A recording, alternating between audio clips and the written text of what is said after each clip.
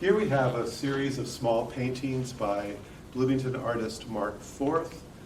These paintings were done as a commission. They're maquettes for a larger commission that was produced for the state of Illinois. And each of these pieces operate as a narrative, kind of a sequential narrative, in that they tell a whole story, but it's not a linear narrative. What we're looking at is snapshots, very quiet moments in the lives of people inside their home in a small, presumably Midwest town, probably very similar to the town where the artist Mark Forth lives. Stylistically, they have this very humble, natural appearance. In some ways, they refer back to a movement of American scene painting that was popular in the earlier part of the 20th century, especially during the Great Depression, during the WPA era, where artists were looking towards elements of American life as a way to tell the story of everyday people in their hopes, their dreams, their aspirations. And Mark Forth is bringing that American scene sensibility to the present day in this series of studies, which were produced about 1992. And here what we have are primarily nighttime scenes in an interior, kind of darkly lit, very quiet. Oftentimes the source of lights, you'll see there'll be a sort of dominant source of light like the fireplace or the kerosene lamp or the candle or the overhead lamp.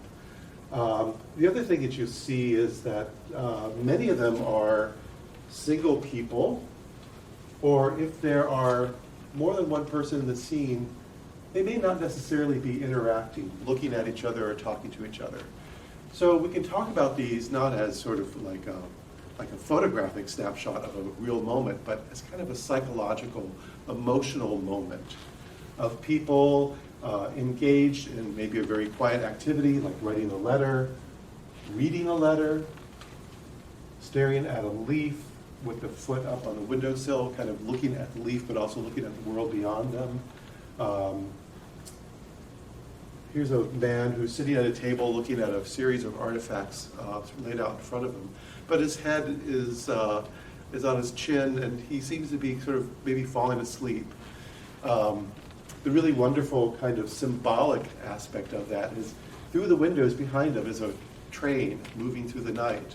The train seems to be running from through this window frame to the one to his on the other side of his head. It's almost as if the train is running through his head.